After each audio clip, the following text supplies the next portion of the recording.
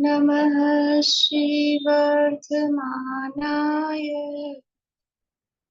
निर्धूत कलिलात्मने सालोकानां त्रिलोकानां यद्विद्यातर्पणायते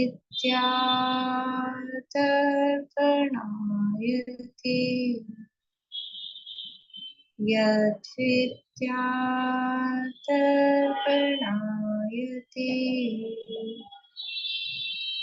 सकल पाप मल प्रक्षालक श्री वर्धमान को करूँ नमन लोकालोक प्रकाशित करे जिनकी विद्या है दर्पण जिनकी विद्या है दर्पण।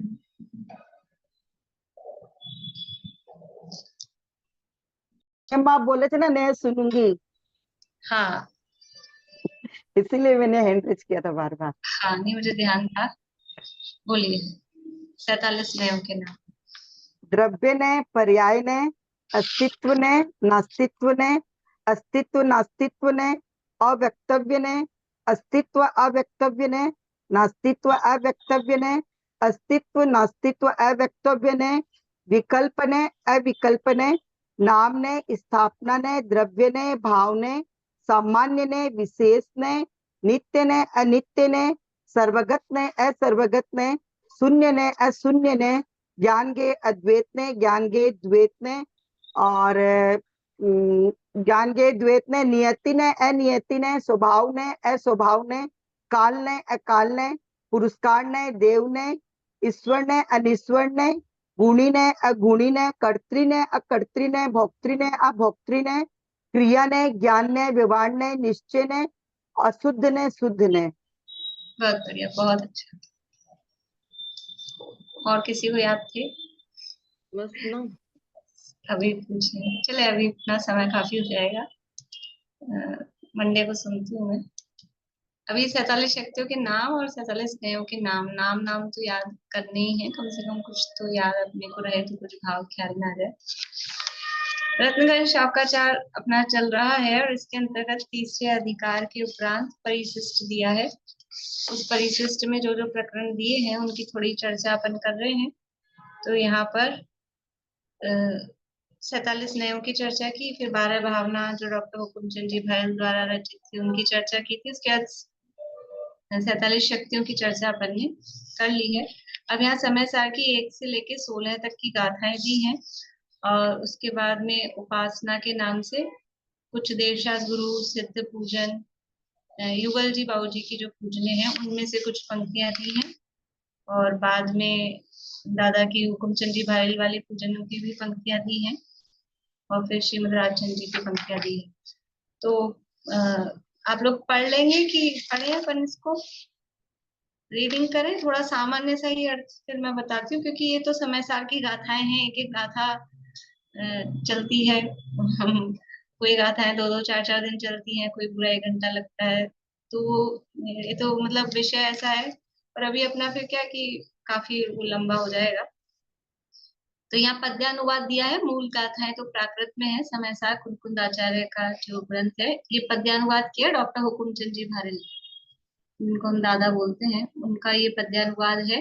पेज नंबर 121 है रत्नगंज शाखाचार में।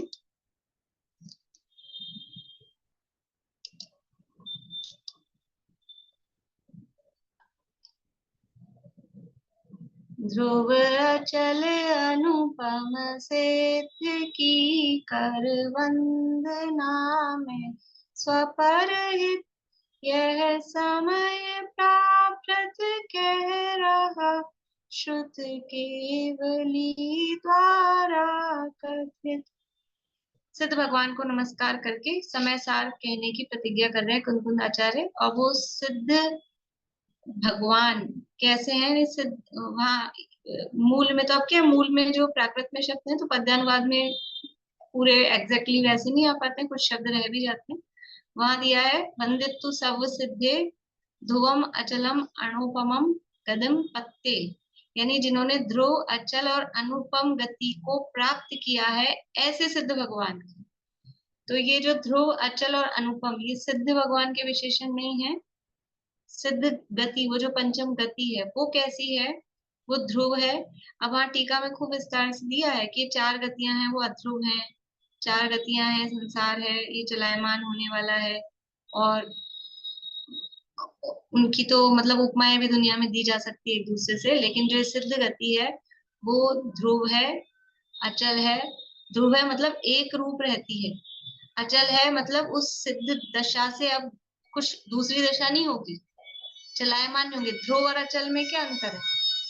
एक शब्द दिया है ध्रुव और एक दिया है अचल। तो ध्रुव का मतलब है वो ही बनी रहेगी, है ना। और अचल में जैसे चलायमान होता है ना कि खिसक जाए, 4 गतियों में से कभी मनुष्य से देव, देव से मनुष्य, ये चलायमान बना हो रहा है। तो अब वहां पर ये जो सिद्ध गति है वो ऐसे चलायमान नहीं होगी। अचल की जगह जैसे नाचार्य के उसमें अमल भी पाठ मिलता है, तो वहां अमल में द्रव्य कर्म, भाव कर्म, नो कर्म से रहित अमलपना वो भी लेते हैं। ऐसे सिद्ध भगवान की वंदना करके मैं समय प्रावृत कह रहा हूँ। और समय प्रावृत ये द्वादशांग में, मैंने उस दिन आपको शुद्ध पंचमी के दिन थोड़ा सा बताया था कि जो शतखंडागम है वो भी द्वादशांग में अग्रायणी पूर्व के वस्तु अधिकार के अंतर्गत वो वर्णन है, षटखंडागम में जो वर्णन है। और ये समय प्रावृत भी ये नाम का एक अधिकार है द्वादशांग में। द्वादशांग में जो अधिकार हैं उनमें, यानी मूल द्वादशांग है, फिर द्वादशांग के और सब डिविजन्स करेंगे, अंदर जाएंगे, तो उसमें समय प्रावृत नाम का एक प्रावृत है। जैसे षटखंडागम में कर्म प्रकृति प्रावृत, वहां वो उसका वर्णन है। यहाँ ये समय प्रावृत का वर्णन। एक कषाय प्रावृत है, उस दिन आपको बताया था, ध्यान हो तो, गुणधर आचार्य ने तभी षटखंडागम जब लिखा गया उसके पैरेलली कषाय प्रावृत, पेज दोष प्रावृत उसका नाम है, वो भी मूल द्वादशांग के अंतर्गत ही आता है। तो इस समय प्रावृत वो कह रहे हैं, ये भी द्वादशांग का ही अंश है, मूल भगवान की वाणी का ही अंश वो कह रहे हैं। ऐसा होता है ना, अभी जैसे आपने वो कुछ काम करने हैं, कुछ लिखने हैं, तो अब आपस में बात करें कि आप क्या लिख रहे हो, आप क्या लिख रहे हो। तो जैसे कोई विषय लेने हो, तो अब ये विषय तो मैंने ले लिया, तो फिर अपन सोचते हैं ना अब ये इन्होंने ले लिया तो अपन कुछ दूसरा विषय लो, ऐसा हो जाता है। तो ऐसा नहीं था कि धड़सेनाचार्य को ये ज्ञान नहीं था और कुंदकुंद आचार्य को वो ज्ञान नहीं था। कुंदकुंद आचार्य ने तो पूरी उस पे षटखंडागम पे टीका लिखी, तो ज्ञान तो सारा था, लेकिन अब वो जो कर्म वाली चर्चा थी वो वहां लिखी जा रही थी। तो फिर इन्होंने सोचा कि अब अपन ये लिखो, जो जो अछूता रह जाए विषय उस पे काम करेंगे, जो लिख दिया गया है बार बार में उसी को लिख। तो ये जो शुद्ध आत्म तत्व की बात समय प्रावृत में थी, तो कुंद आचार्य ने ये प्रतिज्ञा की है पहली गाथा में। और किसके द्वारा कथित? श्रुत केवली द्वारा कथित। श्रुत केवली उस समय भद्रबाहु स्वामी की शिष्य परंपरा में ही कुंद आचार्य थे, तो उन्होंने भद्रबाहु स्वामी को यहाँ याद किया कि मैं श्रुत केवली द्वारा कथित ये समय प्रावृत कह रहा हूँ। कुंद आचार्य उनके पैरेलल थोड़ी थे, उनके समय के हैं क्या जब ये लिखा गया था? ये धड़सेना, हाँ, धड़सेनाचार्य के मतलब या तो कुछ समय बाद या समकालीन, जैसे थोड़े बड़े छोटे का अंतर होगा, मतलब ऐसे होता है ना, अभी अपन है और फिर कोई बच्चा हाँ, भी मतलब उस समय, मतलब, उसी समय के हैं। हाँ, तभी के।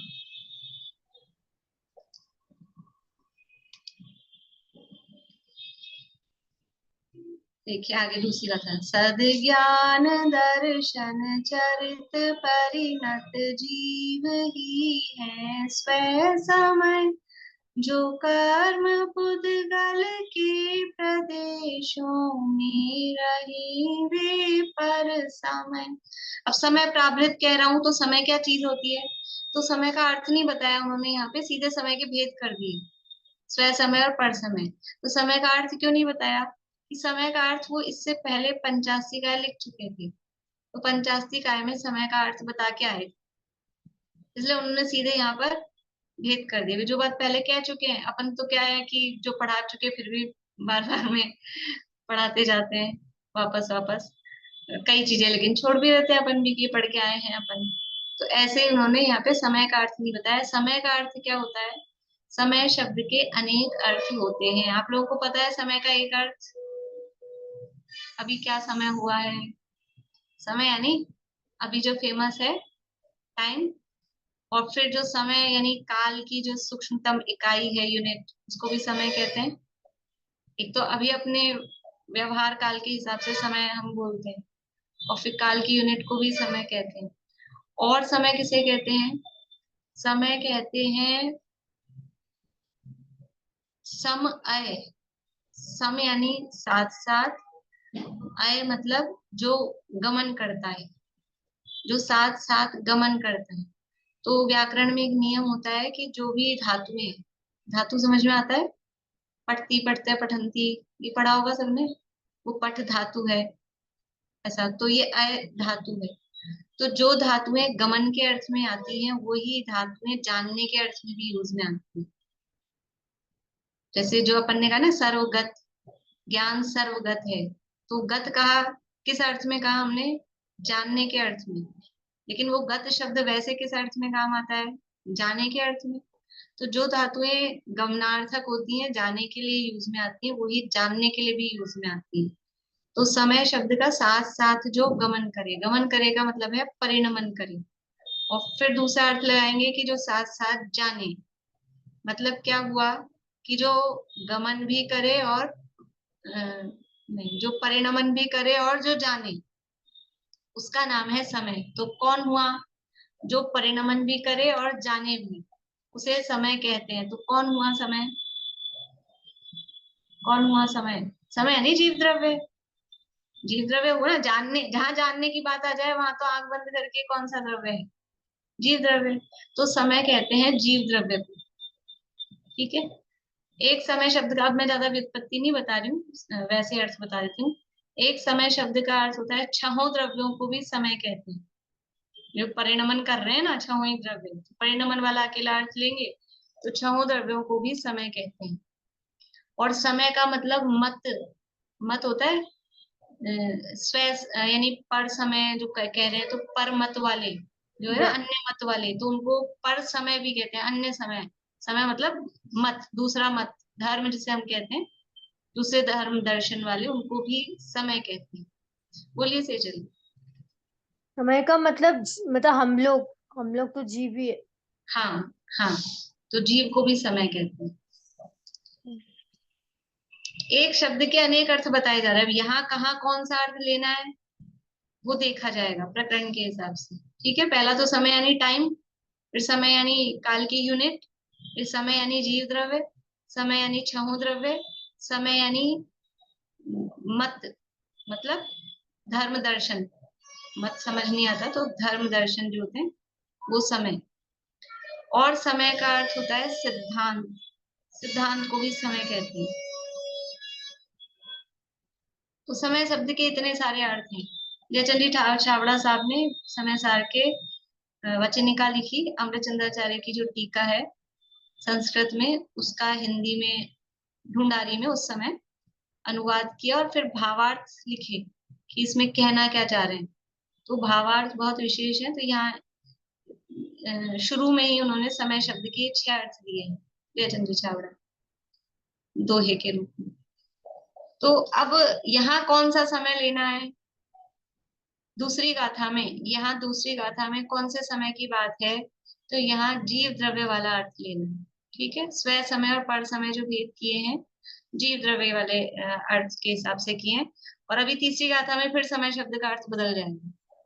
देखिए अभी पढ़ते हैं अपन। सद ज्ञान दर्शन चरित परिणत जीव ही है स्व समय, जो कर्म पुद्गल के प्रदेशों में रहे वे पर समय। वैसे पद्यानुवाद बहुत सरल है, थोड़ा बहुत अपने को अगर नॉलेज है, थोड़ा बहुत हमने पढ़ा हुआ है, तो अर्थ हम निकाल सकते हैं। क्या कर रहे हैं? अब समय यानी जीव द्रव्य अर्थ ले रहे हैं, तो कौन स्व समय है और कौन पर समय? स्व समय और पर समय कौन है? कि जो सम्यक दर्शन ज्ञान चारित्र रूप से परिणत है, वो तो स्व समय है, वो तो अपने में है। और जो कर्म पुद्गल के प्रदेशों में रहे, यानी जो कर्म पुद्गल के प्रदेशों में रहे, मतलब है कि शरीर को ही अपना मानता है, पौद्गलिक कर्म के अधीन है, कर्म की उद्याधीन है, मिथ्या दृष्टि है वो पर समय। सीधी सी बात, सम्यक दृष्टि स्वयं समय है, मिथ्या दृष्टि पर समय है। ये यहाँ बहुत अच्छी टीका है दूसरी गाथा की, और 7 विशेषण दिए हैं स्वयं समय पर समय के लिए वहां।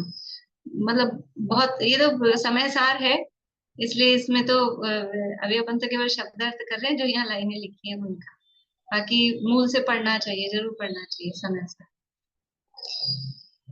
देखिए, एकत्व निश्चय गत समय सर्वत्र सुंदर लोक में, विसंवादनी परबंध की यह कथा ही एकत्व में। अब क्या कह रहे हैं कि एकत्व निश्चय गत समय सर्वत्र सुंदर लोक में, विसंवादनी पर बंध की है कथा ही एकत्व में। सुंदर कौन है दुनिया में? दुनिया में सुंदर कौन है? जो एकत्व को प्राप्त है वो सुंदर है। देखो, अकेला वो सुंदर होता है,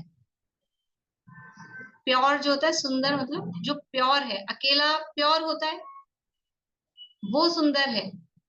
और अगर उसमें मिलावट हो गई तो फिर वो सुंदरता नहीं रहती। तो ये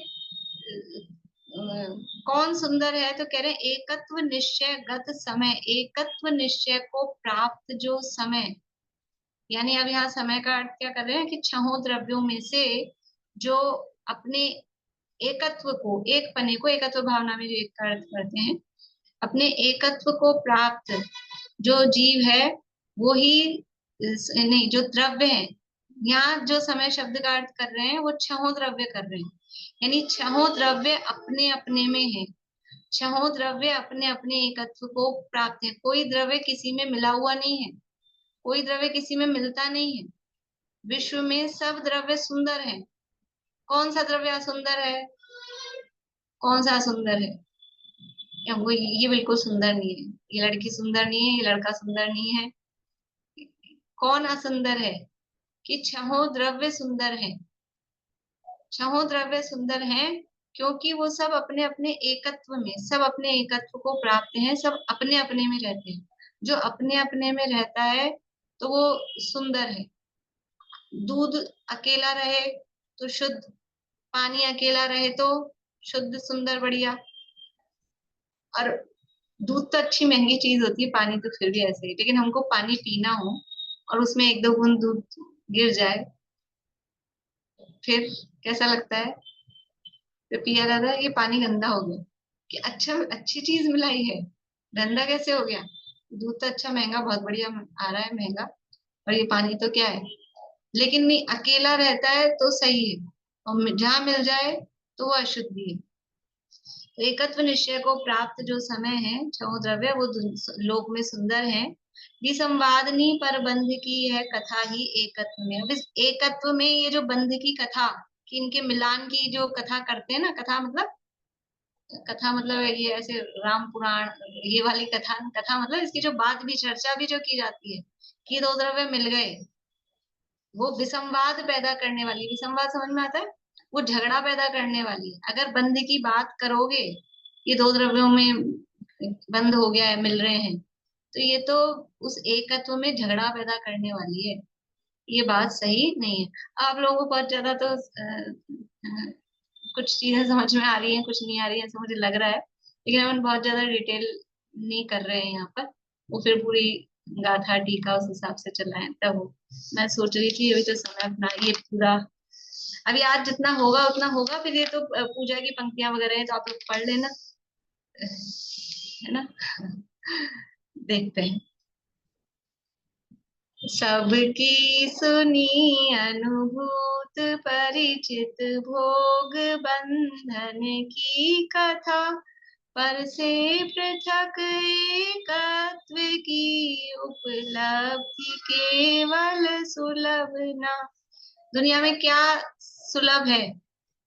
सबकी सुनी, अनुभूत, परिचित। श्रुत, अनुभूत और परिचित, ये शब्द अपने द्रव्य संग्रह में बहुत बार आए थे। श्रुत, परिचित, अनुभूत, द्रव्य संग्रह की टीका में बार बार में ब्रह्मदेव सूर्य ये शब्द कि क्या है हमारी श्रुत, अनुभूत, परिचित, किससे हमको परिचय है, क्या हमने सुना हुआ है, क्या हमारे को अनुभव है। ये भोग बंधन की कथा, ये काम भोग बंधन की कथा किसको नहीं पता। इसकी दुनिया में सब इसी का उपदेश देते रहते हैं, सब एक दूसरे को यही बताते रहते हैं, ऐसे भोग भोगो, ऐसे खाओ, ऐसे पियो, ऐसे विषय सेवन करो, ऐसे पैसा कमाओ, इस तरह से काम करो। ये इससे कौन अपरिचित है, सब अनुभूत है, सबको पता है। और वो तो ऐसा लिखता है उदयदास जी, तो राग उदय जग अंध भयो, सहजे सब लोगन लाज गवाई, सीख बिना नर सीख रहे, विषयादिक सेवन की चतुराई। सिखाना क्या है, विषय भोग कैसे भोगने। पैदा होता है बच्चा, हाथ में मोबाइल दो, 4-6 महीने का भी नहीं होता और उसको सब चलाना आता है, पूरा ऑपरेट कर लेता है। किसने सिखाया उसको? सब विषय भोग सब सीख जाते हैं, कोई सिखाने की जरूरत नहीं है। और यहाँ पर वीतरागता का उपदेश देते रहो, ब्रह्मचर्य का उपदेश देते रहो, तो भी क्या होता है, सब उसी में राग रंग में उलझते रहते हैं। और किसको अब्रह्म का उपदेश किसको देते हैं? ब्रह्मचर्य का उपदेश देते देते भी लोग अब्रह्म में पढ़ रहे हैं, अपने आप ही सब सीख जाते हैं, किसी को कुछ नहीं सिखाना पड़ता है। ये क्या है, ये सब अनुभूत है, सबकी परिचित, अनादिकाल से कर क्या रहा है जी, यही तो चल रहा है। इसलिए सबकी सुनी, अनुभूत, परिचित भोग बंधन की कथा, पर से पृथक एकत्व की उपलब्धि केवल सुलभ ना, बोधि दुर्लभ भावना है, समझ लो कि क्या दुर्लभ रहा, क्या सुलभ नहीं है, कि पर से पृथक जो अपना एकत्व स्वभाव है, उसकी उपलब्धि, उसकी प्राप्ति वो सुलभ नहीं हुई। ये रत्न, हीरे, जवाहरात, माणिक, ये सब पहली बार मिले हैं, ये पहली बार आए हैं, पहली बार देखा है, पहली बार खाया है, ये तो सब भोगा भोगाया है, मुक्तोज्जिता सब भोगे हुए हैं सारे। केवल जो पर से पृथक अपना एकत्व आत्म स्वरूप है, उसकी प्राप्ति आज तक नहीं हुई। यानी अगर यूनिक चीज चाहिए, कुछ नया खाना है, आज तो कुछ डिफरेंट बनाओ, अगर कुछ नया स्वाद लेना है, तो जो स्वाद आज तक नहीं लिया, क्या स्वाद नहीं लिया आज तक, ये अपने आत्मा के आनंद का। ये रोज वही घिया बनाते हो, फिर रोज वही घूम फिर के वही वही, ये तो खूब बार खाया है। ये दुनिया के विषय वो, ये सब बहुत बार सुने हैं, अनुभव किए हैं, परिचय में लिए हैं, एकमात्र अपने आत्मा का अनुभव नहीं किया है, ये यहाँ कह रहे हैं। बोलिए। दीदी सनाराम जी ने बड़ी अच्छी एक ही गाथा पे दो दोहे लिखे हैं, मैं आपको सुनाऊं। हाँ। भोग बंधन की कथा सबने सुनी, परिचय करी, अनुभव अनंत बार की, इस कारण वो सुलभ है।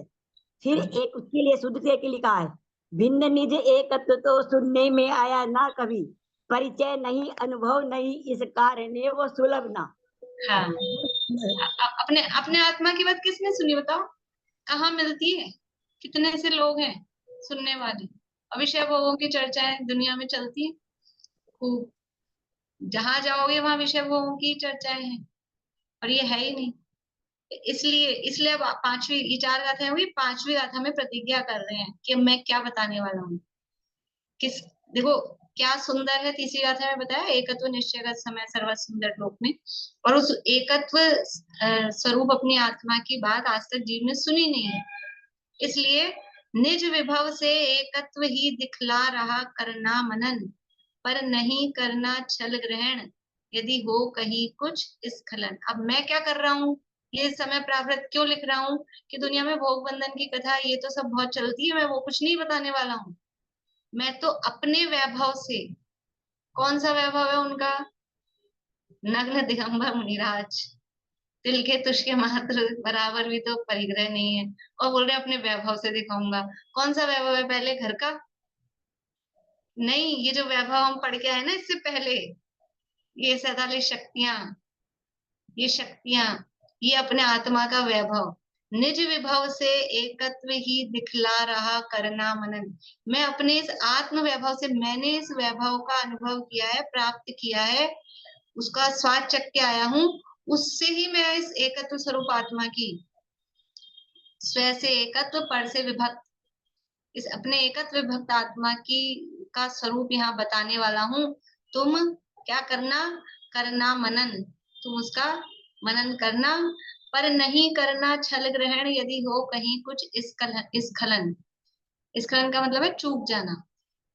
क्या कह रहे हैं कि यदि मैं चूक जाऊं तो छल ग्रहण मत करना। भी ये बात क्या कह रहे हैं कि चूक जाएंगे दिखाने में कि मैं तो नहीं चूकूंगा, लेकिन एक वो होती है ना कट सी कि भाई तुम गलत अर्थ मत लेना, मैं तो अपने एकत्र भक्त आत्मा का अनुभव करके और उसको दिखा रहा हूँ। इसमें टीका में दिया है, मैं अनुभव से आत्मा को दिखा रहा हूं, तो तुम भी अनुभव से ही प्रमाण करना। मैं अनुभव से दिखा रहा हूँ ना अपने आत्मा के वैभव को, तो बाहर में नहीं मिलेगा, तुम भी उसको अनुभव से ही प्रमाण करना। तुम गलत छल ग्रहण मत कर, क्योंकि ये पहले कह दिया छल नहीं ग्रहण करना, क्योंकि अब आगे जो बातें करेंगे वो परम अध्यात्म की निश्चय की बातें करेंगे, और फिर उससे छल ग्रहण करके मतलब गलत अर्थ ग्रहण करके और निश्चयवादी हो जाओ और दूसरे दूसरे आभास ग्रहण कर लो। तो पहले ही सावधान करके शुरू में वो नहीं आता है डिस्क्लेमर मूवीज में, डिस्क्लेमर की हम ये बात कह रहे हैं, आप ये गलत अर्थ इसका मत ग्रहण करना, ऐसा। तो ये डिस्क्लेमर है, पर नहीं करना छल ग्रहण यदि हो कहीं कुछ स्खलन। मैं तो बताऊंगा लेकिन नहीं बता पाऊं पूरा, उपयोग आत्मा में लग जाए। अभी तो भावलिंगी संत हैं, कब तक उनको लिखने का भाव आए, कब उपयोग आत्मा में एकाग्र हो जाए। तो अगर वो पूरा नहीं दिखा पाया और मैं आत्मा में लीन हो गया और जो भी कोई परिस्थिति बन जाए, तो तुम आधा अधूरा देख के कुछ ऐसे में छल ग्रहण नहीं करना। ये यहाँ तक की बात हो गई। अब आ रही है छठी गाथा। छठी गाथा में सीधा वो एकत्व विभक्त आत्मा सीधा उसमें दिखा दिया। कोई ज्यादा नहीं पढ़े, शुरू की 7 गाथाएं पढ़ ले। 6 गाथाओं में बोलते हैं, संक्षिप्त रुचि वाले के लिए तो 6 गाथाओं में समय सार, 12 गाथाओं में, और संक्षिप्त रुचि वाले के लिए तो छठी गाथा। उतने में ही समय सार भी, बहुत ज्यादा टाइम नहीं है और बहुत ज्यादा हमको डिटेल में नहीं चाहिए, तो ये इसीलिए सबसे पहले लिख दी। जैसे समाधि तंत्र में है ना, शुरू में ही पहले श्लोक में बता दिया सिद्ध बनने का उपाय, और कोई पूरा पढ़े ना पढ़े 100 श्लोक, ऐसे ही यहाँ शुरू में ही छठी गाथा में आत्मा का स्वरूप बता रहे हैं, वो आत्मा कैसा है। बोलिए रेखा जी। ये संकलन का मीनिंग क्या होगा? स्खलन का मतलब है फिसल जाऊं, मतलब चूक जाऊं। जैसे टंग स्लिप हो जाती है ना, स्खलित हो जाते हैं। अब बोलने में कुछ, जैसे मान लो मैं बोलना चाह रही हूँ कुछ, मेरा भाव तो है, लेकिन कभी कभी पर्याप्त बोलना है और बोले जा रहे हैं पर्याप्त है पर्याप्त, ऐसा हो जाता है। एक आध बार हो गया ऐसा, और मेरे माइंड में पर्याप्त ही चल रहा है, लेकिन फिर भी कहते समय अपर्याप्त है पर्याप्त बोल दिया, तो ऐसा उसका नाम है स्खलन। तो ऐसा छल ग्रहण नहीं करना, फिर सही समझ लेना कि नहीं वो ऐसा अर्थ। देखिए आत्मा का स्वरूप छठी गाथा में बता रहे हैं। मैं प्राकृत की बोल दूं ये वाली गाथा।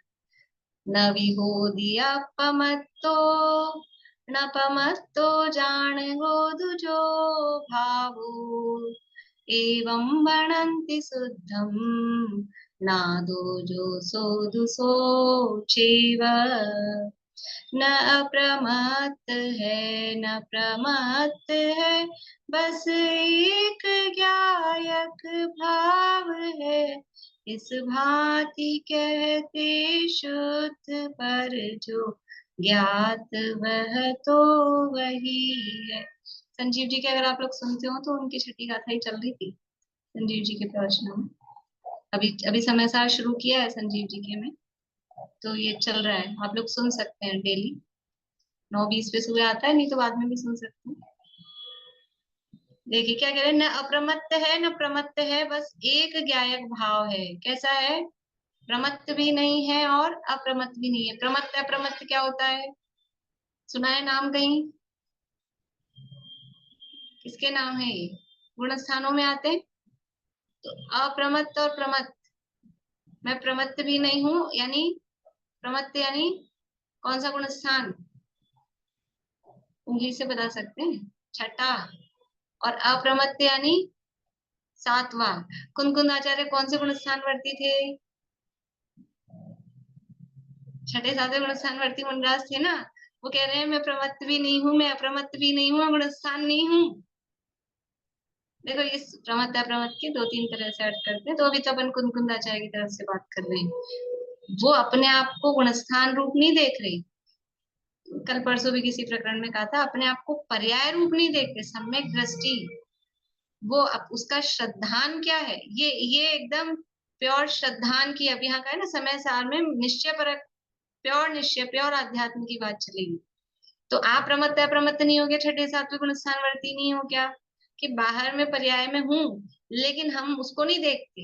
हमारा श्रद्धान क्या है, मैं ये गुणस्थान वाला नहीं, मैं मुनि नहीं, अपने आप को श्रद्धान में मुनि माने, तो वो मिथ्या दृष्टि है, वो मुनि नहीं है वास्तव में। अपने आप को शुद्धात्मा स्वीकार करना, ये एक ज्ञायक भाव, प्रमत्त भी नहीं हूँ अप्रमत्त भी नहीं हूँ, बस एक ज्ञायक भाव। ज्ञायक भाव मतलब, यहाँ भाव मतलब ये द्रव्य के लिए आया है, ज्ञायक भाव मतलब ज्ञान गुण नहीं, ज्ञायक भाव मतलब वो शुद्धात्म तत्व, शुद्धात्म द्रव्य। मैं प्रमत्त भी नहीं हूँ अप्रमत्त भी नहीं हूँ। देखो प्रमत्त अप्रमत्त कह के छठा सातवां गुण स्थान ले लिया, और प्रमत्त अप्रमत्त करके 14 गुण स्थान भी ग्रहण किए। कैसे किए, कि प्रमत्त शब्द है वो अंत दीपक है, 1 से 6 गुण स्थान सारे ही कैसे हैं, प्रमत्त हैं, और अप्रमत्त शब्द 7वें गुण स्थान में आदि दीपक है, यानी 7 से लेके ऊपर तक के सारे गुण स्थान 14वें तक वो सब अप्रमत्त हैं। प्रमत्त तो समझ में आता है, प्रमत्त यानी प्रमाद, प्रमाद से रहे। प्रमाद का मतलब है आत्म कल्याणकारी कार्यों में असावधानी, कुशल कार्यों में असावधानी, उसको प्रमाद कहते हैं। तो पहले से छठे गुण स्थान तक प्रमाद है, 7वें से 14वें गुण स्थान तक अप्रमत्त है। तो प्रमत्त अप्रमत्त कह के सारे गुण स्थान ले लिए कि मैं गुण स्थानों से रहित। आत्मा कैसा है, शुद्ध आत्मा का स्वरूप कैसा है, गुण स्थान वाला नहीं है। ये गुण स्थान आदि तो ये तो अशुद्ध जीव के स्वरूप का है। मगण गुण ठाणे ही है, 14 ही हवंतितः अशुद्धनया, विण्णेया संसारी सवे शुद्धाहु शुद्धनया। द्रव्य संग्रह की 13वीं गाथा है। ये मार्गण स्थान गुण स्थान, ये तो अशुद्ध ने से कहे गए संसारी जीवों के। सिद्ध भगवान के होता है क्या गुण स्थान, शुद्ध न से तो सभी जीव, सव्वे शुद्धाहु शुद्ध नया, शुद्ध न से सब जीव शुद्ध हैं, ज्ञायक भाव, प्रमत्त भी नहीं है अप्रमत्त भी नहीं है। अपने आत्मा के स्वरूप का कैसा विचार करना। शिष्य आया कि भगवान आत्मा का स्वरूप बताओ, कैसा हूं मैं, संसार दुखों से दुखी हूं, मुझे तो ज्यादा समय नहीं है, आत्मा का स्वरूप बता दिया, बता दो। तो ये शुरू में ही आत्मा का स्वरूप बता रहे हैं कैसा। ये ध्यान मतलब चिंतन मनन करने वाली गाथाओं में ये गाथा याद कर सकते हैं आप लोग, हिंदी कर लीजिए याद, प्राकृत में कर लीजिए, जैसे भी। न अप्रमत्त है न प्रमत्त है, बस एक ज्ञायक भाव है, इस भांति कहते शुद्ध, इस प्रकार उसको शुद्ध कहते हैं। पर जो ज्ञात वह तो वही है, वो उसको शुद्ध कहते हैं ऐसे, लेकिन कैसा है आत्मा, आत्मा का स्वरूप बताओ। तो हमने बता दिया प्रमत्त नहीं है अप्रमत्त नहीं है, ज्ञायक भाव है, ये नहीं समझ में आ रहा, तो शुद्ध है कि नहीं समझ में आ रहा, कि वो तो जो है वो है। एक एडवर्टाइजमेंट आता था पहले टीवी में, आप लोगों ने देखा होगा कभी, बहुत टाइम पहले आता था, कि वो बच्चा पूछता है मेलोडी, मेलोडी टॉफी का, चॉकलेट का, मेलोडी इतनी चॉकलेट भरी कैसे बनी, तो वो मुंह में खा जाता है, फिर बोलता है मेलोडी खाओ खुद जान जाओ। यानी वो उसका स्वाद ये इतना टेस्टी कैसे है कि तुम खाओ और फिर जानो कि आत्मा का स्वरूप कैसा है।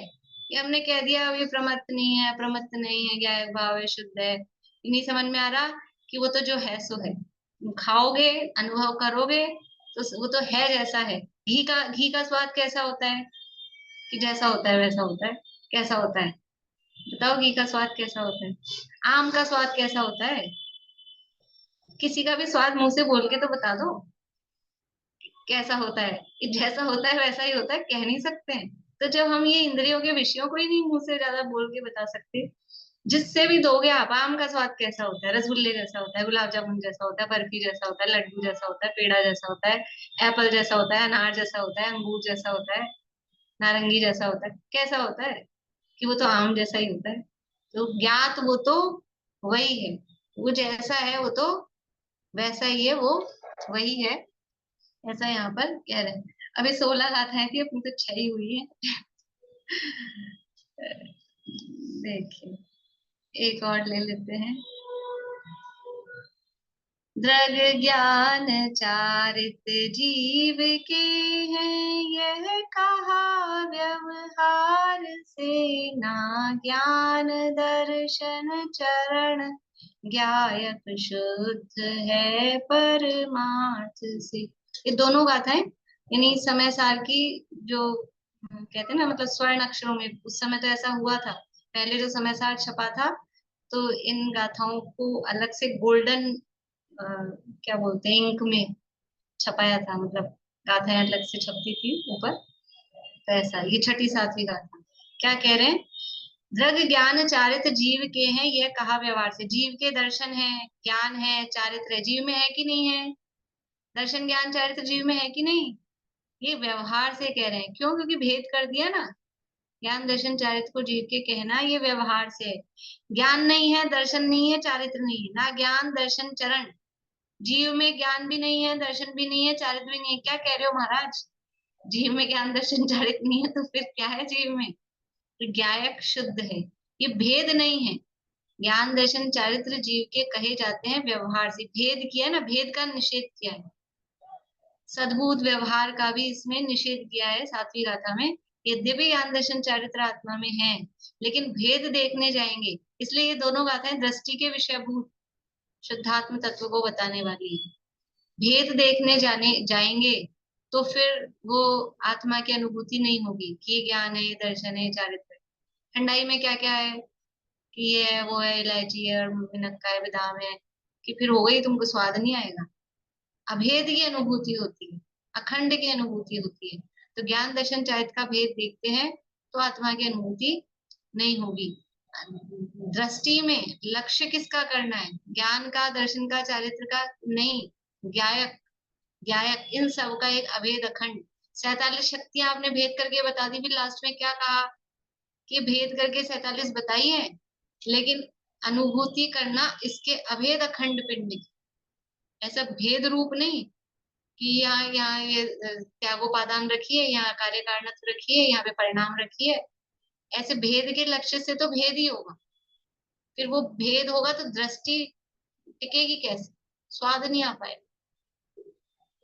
लौकिक में उदाहरण है, पंखे का उदाहरण दिया कि पंखुड़ियों को देखेंगे, अगर पंखुड़ियां गिननी है तो हवा नहीं आएगी, और जब हवा आएगी तो पंखुड़ियां दिखती हैं क्या? जब पंखा चलता है, जब चलता है तो हवा आती है, तो फिर पंखुड़ी दिखाओ आप इसमें कितनी है दर्शन ज्ञान चारित्र की, तो फिर नहीं दिखती है कि नहीं। हमको पंखुड़ी देखनी है, पंखुड़ी देखोगे तो पंखा बंद करना पड़ेगा, तो फिर हवा नहीं आएगी।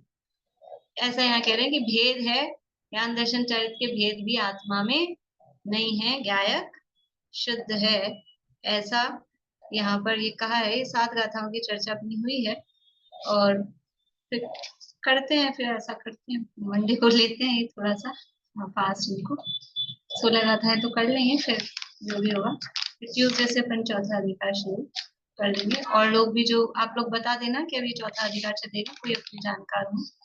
सरल तो आगे बाकी सब तो फिर आगे चलेंगे। तो दृष्टि के विषय अपने को मिल गया, तो इसका बैठ के चिंतन मनन करें कि मैं कैसा हूँ, ज्ञायक भाव, और जो हूँ सो हूँ, ऐसा अपने स्वरूप का चिंतन करें।